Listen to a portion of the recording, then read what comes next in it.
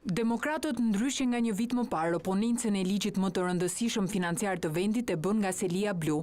Ulja e investimeve është pika më kritike e projekt buxhetit 2015, vlerësojnë ekspertët e djathtë, i cili parashikon sipas tyre 3 miliard lek më pak investime në infrastrukturë. Totali investime do të jetë në minimumin historik 4,5% e prodhimit të brendshëm bruto. Shpenzimet e qeveritarëve vazhdojnë rriten. Ato arrin në 2,7% prodhimit të brendshëm bruto. Qeveria kërkon dorë të lirë që edhe këto pak para në investimet publike t'i bëj rushe kumbulla dhe t'i adresoj në modelin e fasadave dhe make-upit që Rama dita bëj mirë.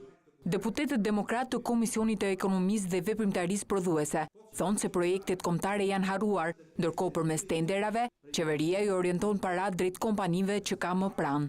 Dhe këtu do të ilustroj gjelbrimin e rrugës Rinas deri në autostradën Tiranë-Durrës, por ka një projekt të madh në vazhdim, gjelbrimi i rrugës nga Plepat e deri në Vlorë.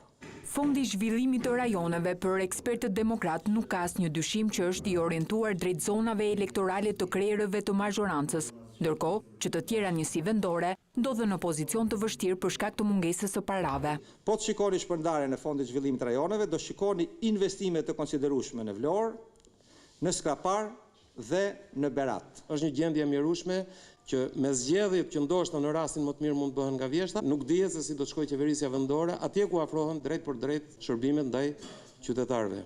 Krahas kundërshtisë përmes komisioneve paralele parlamentare, demokratët pritet që të kundërshtojnë rritjen e taksave dhe çmimit të energjisë në protestën e 22 nëntorit. Për këtë arsye, anëtarët e zgjedhur të Këshillit Kombëtar morën këtë të hënë direktivat e organizimit nga kreu i grupit parlamentar demokrat.